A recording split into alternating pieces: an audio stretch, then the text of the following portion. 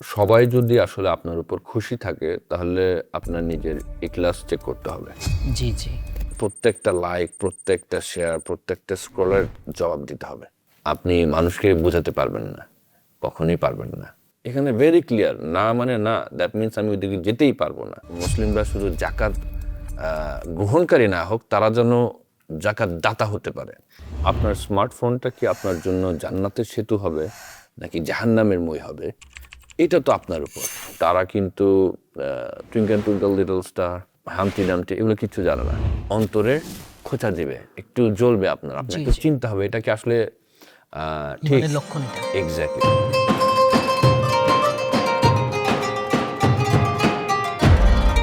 আসসালামু আলাইকুম ওয়া রাহমাতুল্লাহি ওয়া বারাকাতুহু। আলহামদুলিল্লাহি ওয়াহদা ওয়াসসালাতু ওয়াসসালামু আলা আবদিহিল মুস্তাবা আল মুস্তাফা ওয়া আলা আলিহি ওয়া সাহবিহি রশাদা। প্রিয় দর্শক, আরডি প্রেজেন্টস দি ইসলামিক পডকাস্ট সিজন 2 থেকে স্বাগত জানাচ্ছি মাসুম বিল্লাহ বিন রেজা। আজ আমার সাথে রয়েছেন ইসলাম চিন্তক ও গবেষক আহমেদ আরিফিন। আসসালামু আলাইকুম ওয়া রাহমাতুল্লাহি ওয়া বারাকাতুহু। ওয়ালাইকুম আসসালাম ওয়া রাহমাতুল্লাহি ওয়া বারাকাতুহু। ভাই কেমন আছেন সব মিলিয়ে? আলহামদুলিল্লাহ, আপনি কেমন আছেন? আলহামদুলিল্লাহ আমি ভালো আছি। শুরুতে যে প্রশ্নটা আপনাকে করব, আমাদের মধ্যে অনেকে মনে করে যে দিন মেনে চললে, দিনদার হলে বা দরিদ্র থাকা, দুনিয়াকে বিসর্জন দেওয়া। একজন মুমিন কি স্বপ্ন দেখতে পারে না পৃথিবীতে প্রভাবশালী ব্যবসায়ী বা কোটিপতি হওয়ার? প্রতিদিনের পুষ্টির চাহিদা পূরণে পরিপূর্ণ আস্থায় আরডি ইউএচটি মিল্ক, ভালোবাসার বিশুদ্ধতায়। ইসলাম আমাদের আসলে দরিদ্র হতে শেখায় না। ইসলাম আমাদের শেখায় সম্পদ যেন আমাদের হৃদয়ে, অন্তরে প্রবেশ না করে। যেন আমরা সম্পদ দ্বারা প্রভাবিত না হয়। আমরা যদি রাসূল সাল্লাল্লাহু আলাইহি সাল্লামের জীবনের দিকে তাকাই, আমরা দেখব ওনার আশেপাশে কারা ছিলেন। খাদিজা রাদিয়াল্লাহু আনহা, উনি কি ছিলেন? অনেক বড় বিলিয়নিয়ার। হ্যাঁ, উনি মিলিয়নিয়ার না, বিলিয়নিয়ার। Big B. আমরা যদি ওনার প্রিয় বন্ধুর দিকে তাকাই, আবু বকর সিদ্দিক রাদিয়াল্লাহু আনহু, উনি কি ছিলেন? তিনিও বড় ব্যবসায়ী। বিলিয়নিয়ার। আমরা যদি দেখি ওমর রাদিয়াল্লাহু আনহু, ক্লোজ টু বিলিয়নিয়ার। আমরা যদি দেখি ওনার আরেক সাহাবা, ওনার মেয়ের জামাই উসমান রাদিয়াল্লাহু আনহু, সেভারাল বিলিয়নিয়ার। বারবার দেখতেছি রাসূল সাল্লাল্লাহু আলাইহি ওয়াসাল্লামের আশেপাশে সবাই কিন্তু বিলিয়নিয়ার। ওনার ক্লোজ সার্কেলটা সবাই বিলিয়নিয়ার। জি, জি। তো যদি তাই দেখি আমরা কিভাবে বলবো এখন যে আসলে সম্পদ আল্লাহ পছন্দ করে না, অথবা ইসলাম এটা সম্পদ, কারো সম্পদশালী হওয়া, কারো ধনী হওয়া, এটা ইসলাম ছোট চোখে দেখতেছে, এমন তো না। তাহলে জাকাত দিবে কে? জাকাত দিবে কে? এক্স্যাক্টলি। তো আমার স্বপ্ন আসলে বেসিক্যালি যে আমি চাই আমাদের মুসলিমরা শুধু জাকাত গ্রহণকারী না হোক, তারা যেন জাকাত দাতা হতে পারে। এমন ভাবে জাকাত দিতে পারে যেন পরবর্তীতে যাকে জাকাত দেওয়া হয়েছে সে যেন আগামী বছর জাকাত দিতে পারে আরেকজনকে। আমরা আরো যদি দেখি যে আমাদের সাহাবী আব্দুর রহমান ইবনে আউফ রাদিয়াল্লাহু আনহু, উনি মদিনার ওয়ান অফ দ্য রিচেস্ট গাই ছিলেন। জি, জি। উনি দেখা গেল যখন উনি শুধু একটা কথাই বলছে যে আমাকে বাজারের রাস্তাটা দেখায় দাও। ব্যবসায়ী মানুষ তো। ব্যবসায়ী মানুষ। সো বেসিক্যালি তাহলে আমরা বুঝলাম, যদি আমরা যাই বলি যাই নেই, আমাদের আদর্শটা আসে from Quran and Sunnah. Specific প্রথমে আমরা যাব কোরআনে, কি বলা হয়েছে। আমরা কোরআনে গেলেই দেখতে পারতেছি আমাদের দাউদ আলাইহিস সালামের কথা বলা, সুলাইমান আলাইহিস সালামের কথা বলা। তো ওনারা তো গরিব ছিল না, দে ওয়ার দ্য কিং। জি, জি। এই কথাটা একদমই ভিত্তিহীন যে ইসলাম সম্পদের ব্যাপারে সম্পদশালী হলে এটাকে খারাপ চোখে দেখতেছে অথবা নিচু চোখে দেখতেছে, এমনটা একদম আমরা তো প্রমাণ পাচ্ছি না। আমাকে প্রমাণ দিতে হবে, কোন একটা দলিল তো থাকবে। এটা তো এমন দলিল আমরা পাচ্ছি না। সো এটা একটা ভ্রান্ত ধারণা, আমাদের বের হয়ে আসা উচিত।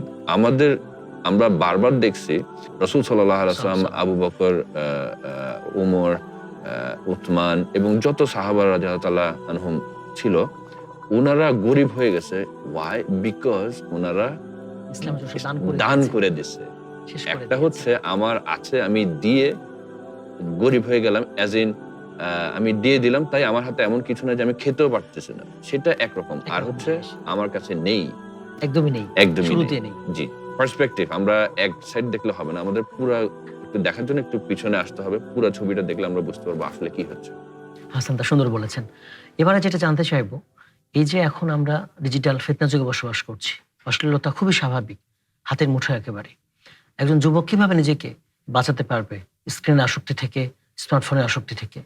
আপনার স্মার্টফোনটা কি আপনার জন্য জান্নাতের সেতু হবে নাকি জাহান্নামের মই হবে, এটা তো আপনার উপর। আপনার উপর। কারণ এটা তো আমাদের ফ্রি উইল দেওয়া আছে, আমরা চুজ করব আমরা কি করতেছি। ডিভাইসটা সমস্যা না, ডিভাইস ব্যবহারটা। প্রবলেম না। জি জি জি, প্রত্যেকটা লাইক, প্রত্যেকটা শেয়ার, প্রত্যেকটা স্ক্রলের জবাব দিতে হবে। অবশ্যই। আমরা এখন একটা অটোমেশন ইকোনমির যুগে আছি। ভিউ আর রিয়াকশনের নেশায় নিজেদের হায়া লজ্জা বিসর্জন দিচ্ছি আমরা। জি জি। আসলে কি করলে ভিউ আসবে, কি করলে আরেকজন পছন্দ করবে আমাকে, সেইটার উপর ফোকাস। আমি কি কোয়ালিটি দিচ্ছি নাকি সেটার দিকে কোনো নজর নেই। আপনার স্মার্টফোনটা আপনার আসলে একটা অর্গানের মতো হয়ে গেছে, আপনার শারীরিক একটা অর্গানের মতো হয়ে গেছে এটা। তো এই ফোন দিয়ে আপনি অশ্লীলতাও ছড়াতে পারেন, এই ফোন দিয়ে আপনি ইসলামের কথাও কোটি কোটি মানুষের কাছে বলতে পারেন। আল্লাহ সুবহানাহু ওয়া তাআলা বলছেন যে আমি তাদের মুখে মোহর মেরে দেব, তাদের হাত আমার সাথে কথা বলবে। সূরা ইয়াসিনের মধ্যে আসছে। এক্স্যাক্টলি। এবং তাদের পা সাক্ষ্য দিবে যেটা তারা অর্জন করছিল। অর্জন করেছে। অ্যালার্মিং, খুবই ভয়ঙ্কর একটা কথা কিন্তু। জি। যদি আমরা একটু তাদাব্বুর করি ব্যাপারটা, আল্লাহ চিন্তা কি করি। বলছে। আমরা যাই করতেছি, আমাদের তো আসলে নিজের শরীরের উপরই কন্ট্রোল নেই। আমরা শুধু হাত পা, আমার ইচ্ছা করলে আমার আঙ্গুল নাড়াতে আমি নাড়াতে পারছি, তাই আমি ভাবতেছি আমার খুব কন্ট্রোল। আমার ইচ্ছা আছে আমি হেঁটে যাব, তাই আমি হেঁটে যেতে পারতেছি, তাই ভাবতেছি অনেক কন্ট্রোল। আমার মেইন অর্গান ব্রেইনের উপর আমার কন্ট্রোল নেই, আমার রক্ত চলাচলের উপর আমার কন্ট্রোল নেই, আমার হার্টের উপর আমার কন্ট্রোল নেই, আমার লাংসের উপর আমার কন্ট্রোল নেই, আমার প্যানক্রিয়াসের উপর আমার কন্ট্রোল নেই। অনলি ফ্রি উইল আল্লাহ দিয়ে রাখছে। এই পুরো শরীরে আমার কোনো ফ্রি উইল নেই। একটা জায়গায় ফ্রি উইল যে আমি হাঁটা চলা করতে পারতেছি, কি দেখতে পারতেছি, এবং তার উপরই আমার বিচারটা হচ্ছে। জি। আরডি নিয়ে এলো আসল ফ্রুট পাল্প দিয়ে তৈরি আরডি ফ্রুট ড্রিঙ্কস, লিচু আর অরেঞ্জের দুটি অসাধারণ ফ্লেভার। এখন ফিতনা তো, এটা ডিজিটাল ফিতনা এখন আমাদের সময় সঠিক, কিন্তু এটা এমন না যেটা আগে ছিল না। আগে ডিজিটাল ছিল না, অন্যরকম ছিল, অ্যানালগ ছিল। প্রত্যেক সময় ডিফারেন্ট ফিতনাটাই ছিল, কিন্তু ডিফারেন্ট ভাবে প্রেজেন্টেড। জি জি। তখন একটা সোশ্যাল মিডিয়া ছিল, তখন সোশ্যাল মিডিয়াটা এরকম ফোনে আসেনি, তখন তারা সামাজিক ভাবে দেখা করতো, কথা বলতো। আমরা যেরকম যে ইসরায়েলাইট অনেক গল্প আছে না, যে তাদেরকে আপনার শনিবার ওদের সাবাতের দিন মাছ ধরতে মানা করছে, নিষেধ ছিল। হ্যাঁ, তা আমি গল্পের দিকে গেলাম না, বাট ওরা তো সবাই কানেক্টেড ছিল। 3টা গ্রুপ হয়ে গেল। এক গ্রুপ বললো যে মাছ ধরা যাবে না কারণ আল্লাহ মানা করছে ওই দিন। আরেক গ্রুপ বললো আমরা তো মাছ ধরতেছি না, আমরা শুধু ক্যানেল করে দিছি যেন মাছটা এদিকে আসে, আটকে রাখছি, আটকে রাখছি। অন্যদিন ধরবো। তৃতীয় গ্রুপটা, এটা সবচেয়ে ভয়ঙ্কর গ্রুপ, যারা বললো যে তোমরা ওরা তো সংখ্যায় অনেক, তুমি তাদেরকে বলে কি হবে, তোমার বলাতে কোনো কিছুই হবে না। যখন আল্লাহর আযাব আসলো, ওই 2 গ্রুপকে আল্লাহ পাকড়াও করলেন এবং তাদেরকে বানর বানিয়ে দিলেন। যারা মাছ ভিতরে এনে রাখলো, একটা লুপ হোল খুঁজতেছে, আল্লাহর বিধানের উপর একটা লুপ হোল খুঁজতেছে। এখানে ভেরি ক্লিয়ার, না মানে না, দ্যাট মিনস আমি ওইদিকে যেতেই পারবো না। তো ফিতনার ব্যাপারটা বলতে আমি এই ইসরায়েলাইট গল্পটা আনলাম। তো আমরা চেষ্টা করব এটা বুঝতে, যে এটা আসলে এখনকার এই জমানার জন্য একটা নতুন প্রবলেম তা না, এটা জাস্ট ডিজিটালাইজ ভার্সন। কিন্তু ফিতনা এমন আগেও ছিল, এখনো আছে, ভবিষ্যতেও কিয়ামত পর্যন্ত থাকবে। আমাদের যেহেতু ফ্রি উইল দেওয়া হয়েছে, আমাদের ওই তাকওয়াটা লাগবে যে আমি যখন একটা কাজ করব, সেই কাজটা অবশ্যই আল্লাহ সুবহানাহু ওয়া তাআলা দেখতেছে। আমি একটা রুমের অন্ধকার ঘরের মধ্যে করতেছি, তাই আর কেউ জানে না, কিন্তু আল্লাহ সুবহানাহু ওয়া তাআলা তো জানে। তা আমি কোনো কিছু করার আগে ওই তাকওয়াটা লাগবে, গড কনসাসনেস, যে আল্লাহ দেখতেছে।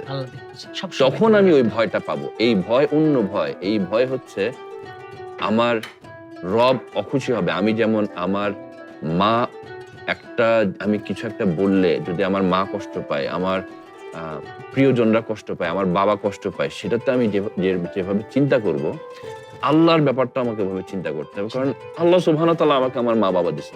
জি জি, অবশ্যই। তো ডিজিটাল ফিতনা এবং যত ধরনের প্রবলেম আছে ফিতনা থেকে বাঁচার বেস্ট ওয়ে হচ্ছে তাকওয়া অর্জন করা। এবং আর বেটার কি আছে রমাদান ছাড়া? আল্লাহ সুবহানাহু ওয়া তাআলা বলছে, ইয়া আইয়ুহাল্লাযিনা আমানু কুতিবা আলাইকুমুস সিয়াম কামা কুতিবা আলাল লাযিনা মিন ক্বাবলিকুম লাআল্লাকুম তাত্তাকুন। এই মাসটাতে আপনার তাকওয়া অর্জন করার জন্য এই মাসটা সিয়াম আমাদের জন্য দেওয়া হয়েছে যেরকম ফরজ, পূর্ববর্তীদের জন্য দেওয়া হয়েছে ফরজ। একটাই কারণ, তাকওয়া। আপনি যখন তাকওয়া নির্ভর হবেন, আপনি যখন মুত্তাকি হবেন, তখনই আপনি আপনার এই ফ্রি উইলকে কন্ট্রোল করতে পারবেন এবং তখনই আপনি এইসব ফিতনা থেকে বেঁচে আসতে পারবেন। কারণ প্রত্যেকটা স্ক্রল করার সময় আমার মাথায় আসবে, ও এটা করা যাবে না, আল্লাহ সুবহানাহু ওয়া তাআলা দেখতেছে, আমি কি জবাব দেব? জি জি, হাসান দা সুন্দর বলেছেন। এবারে যে বিষয়টা জানতে চাইবো সেটা হচ্ছে, অনেক বাবা মা আতঙ্কে থাকে তাদের ছেলে মেয়ে নিয়ে। এই যে ইন্টারনেট ভিনদেশি আদর্শের কারণে দূরে সরে যাচ্ছে, এই যে বাবা মার সাথে তাদের গ্যাপ তৈরি হচ্ছে, কমিউনিকেশন গ্যাপ তৈরি হচ্ছে, দূরত্ব তৈরি হচ্ছে, এই দূরত্ব আমরা কিভাবে কমিয়ে আনতে পারবো? যদি আপনি আপনার সন্তানের সাথে প্রতিদিন 15 মিনিট মন খুলে কথা না বলেন, তাহলে আপনার সন্তান সোশ্যাল মিডিয়াতে 15 ঘন্টা সময় কাটাবে। যথার্থ বলেছেন। সিদ্ধান্তটা এখন আপনার উপর যে আপনি কাকে তার অভিভাবক বানাবেন। হয় আপনি তার অভিভাবক হবেন, অথবা সে অনলাইনে গিয়ে অথবা বাইরের কারোর থেকে যেটাই বলবে সেটাকে সঠিক হিসেবে ধরে আগাবে। কারণ সবার ইন্টেলেক্ট তো এক জায়গায় থাকে না, সবার ইন্টেলেক্ট এক না। আমরা যেভাবে বাচ্চাদের জিপিএ 5 পাওয়া এবং বিদেশে ডিগ্রি জন্য পাঠানো, এসব নিয়ে যত চিন্তা করি, আমরা তাদের আখলাক চরিত্রের জন্য তার 10 ভাগের 1 ভাগও চিন্তা করি না। তাদের হাতে আইপ্যাড দিয়ে দেই, ভাবি যে তারা তো শান্ত আছে, চুপচাপ আছে। আমরা তাদের আসলে হৃদয়ে পয়জন পুশ করতেছি, ক্ষতি করছে, খুবই ক্ষতি করছি। সন্তানকে শাসন করার আগে তার সাথে বন্ধু হতে হয় এবং বন্ধুসুলভ ভাবেই আপনি তাকে ফান্ডামেন্টাল অনেক কিছু শিখিয়ে দিতে পারবেন। ফর এক্সাম্পল, আমি আল্লাহুম্মা বারিক, মাশাআল্লাহ, আমার সন্তানের উদাহরণ যদি দেই, তারা কিন্তু টুইঙ্কেল টুইঙ্কেল লিটল স্টার, হামটি ডামটি এগুলো কিচ্ছু জানে না। তারা ইউএস সিটিজেন।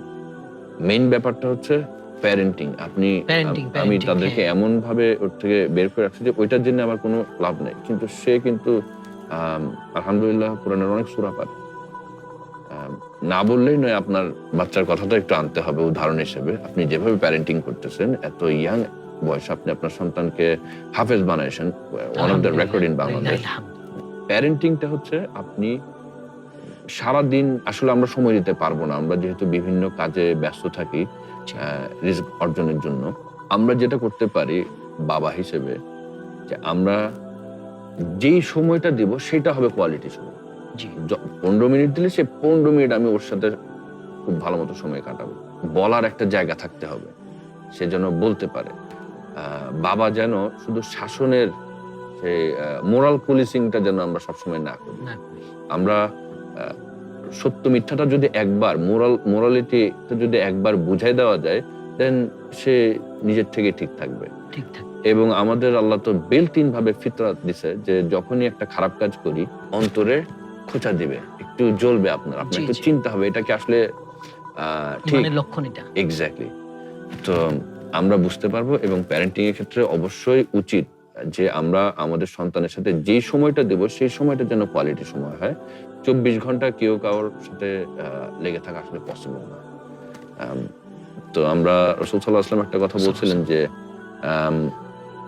তোমাদের প্রত্যেকে এক একজন রাখাল, অ্যাজ ইন দায়িত্বশীল।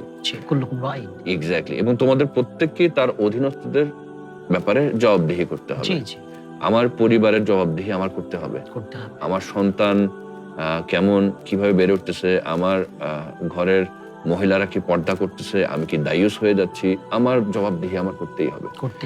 তো আমরা যেন এমন ভাবে আমাদের জীবনকে পরিচালনা করি যেন আমরা বুঝতে পারি যে আমাদের সন্তান আমাদের সেরা ইনভেস্টমেন্ট।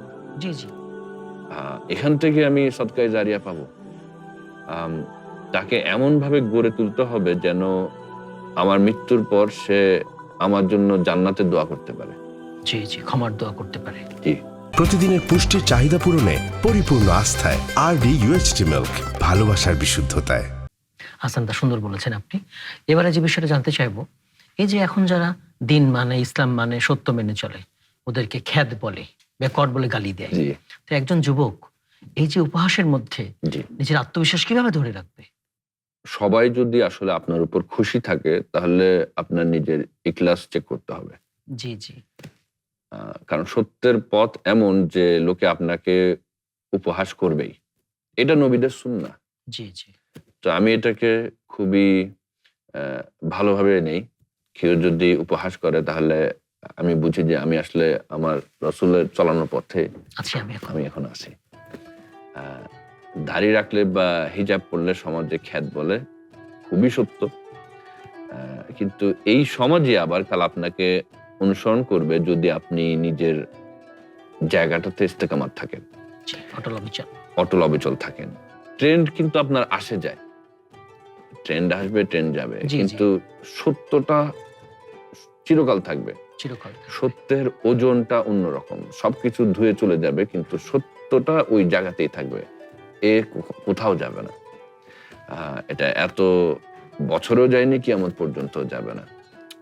লোকে কি বললো সেটা চিন্তা করলে আসলে সামনে আগানো যাবে না। আপনার তো, আপনি খুশি করতে চাইলে আপনি শুধু একজনকেই খুশি করেন, আল্লাহ তাআলা। আল্লাহ সুবহানাহু ওয়া তাআলাকে খুশি করেন। যাকে খুশি করলে আসলে সেটার এক্সাক্ট প্রতিদান তিনি দিতে পারবে।